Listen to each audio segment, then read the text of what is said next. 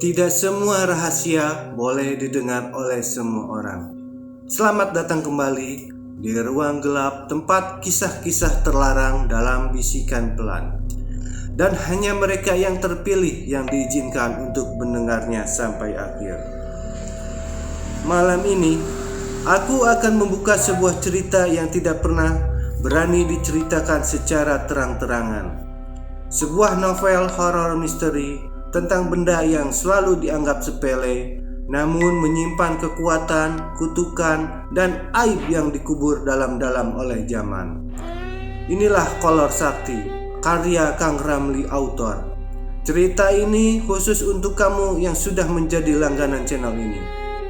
Karena apa yang akan kamu dengar bukan sekedar cerita, tapi rahasia, dan tidak semua orang kuat menanggung akibatnya. Jika kamu mendengarkan sampai akhir, jangan kaget jika setelah ini malam terasa lebih panjang dan bayangan terasa lebih dekat. Matikan lampu, gunakan headset, dan jangan pernah menertawakan apa yang akan terjadi, karena cerita ini sudah memilih pendengarnya sendiri. Gang kecil itu memang sudah punya reputasi menyeramkan. Dan bukan sekedar gosip belaka. Banyak orang yang pernah lewat sana mengaku sering diganggu makhluk halus.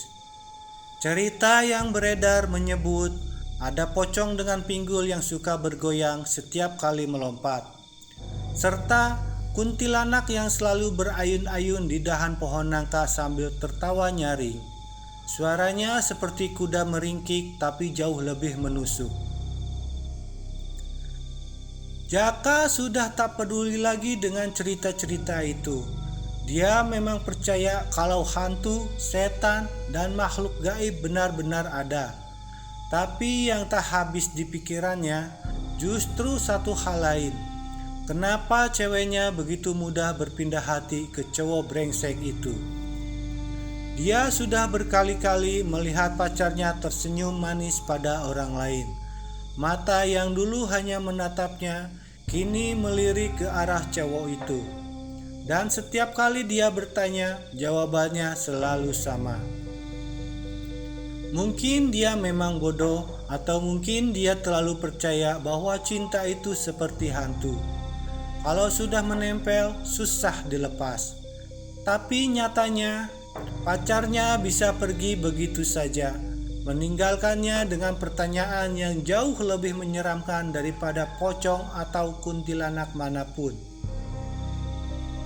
Dia masih heran kenapa hati pacarnya bisa berpindah secepat itu, dan yang lebih menyakitkan, kenapa dia masih ada di sini, berjalan sendirian di gang kecil yang terkenal angker. Dia masih kesal sekali pada pacarnya. Rese, emang dasar cewek gak bener. Masa cuma karena pengen seneng dia sampai ikut pergi sama cowok brengsek itu? Gue yakin banget cowok itu pasti ada maunya, gumamnya dalam hati sambil melangkah lebih cepat.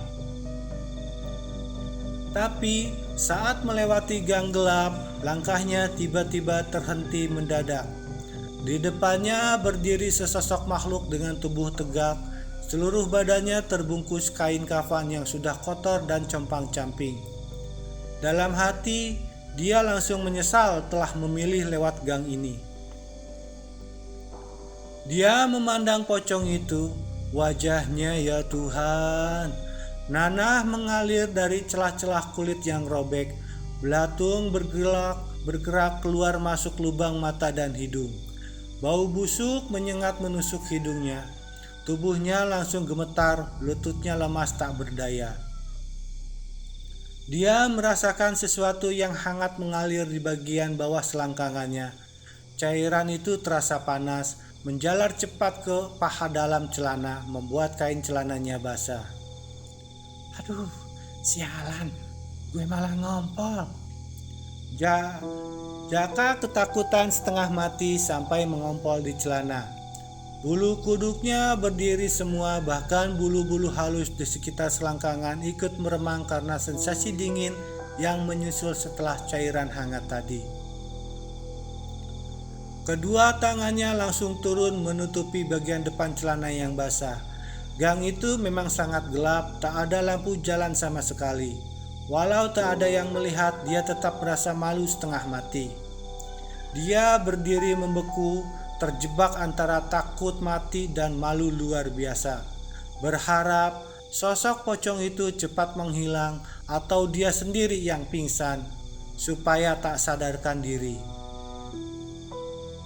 Tapi keadaan malah semakin menegangkan. Pocong itu melompat mendekat dan berhenti tepat di depan mukanya. Sosok itu membungkuk, menatap langsung dengan kedua matanya yang bolong. Dia takut sekali. Kedua telapak tangannya refleks menutup muka. Badannya gemetar tak karuan. Pocong itu tertawa cekikikan, mirip tawa khas kuntilanak. Suara itu membuat bulu kuduknya semakin berdiri.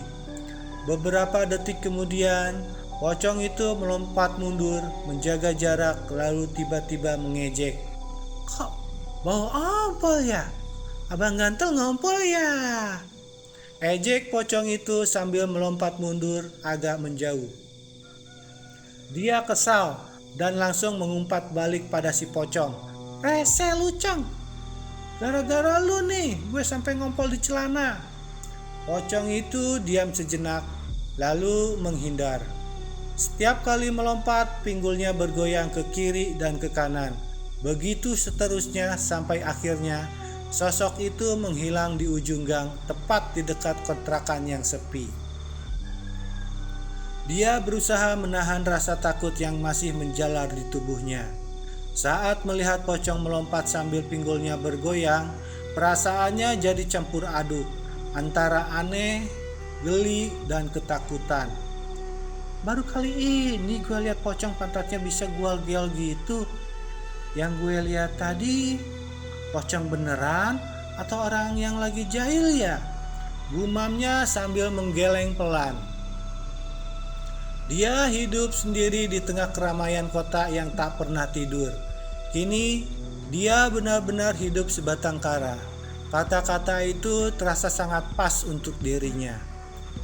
Kehidupannya berubah drastis saat kedua orang tuanya bercerai. Kalau tak salah, sudah 5 tahun yang lalu. Dia masih ingat, ibunya menceraikan ayahnya bukan karena pertengkaran hebat, melainkan masalah sepele. Ibunya sudah bertahun-tahun merasa kesepian, tak pernah merasakan kehangatan dari ayahnya. Begitu bertemu orang lain, ibunya langsung meminta cerai. Setelah perceraian itu, dia dibiarkan begitu saja, seorang diri tanpa perpisahan, tanpa pelukan terakhir, yang ada hanya keheningan dan kepergian mereka. Sebenarnya ayahnya sudah pergi lebih dulu, meninggalkannya saat dia masih kecil. Meski begitu, dia cukup mengerti bahwa ayahnya memilih jalan yang tak lagi melibatkannya.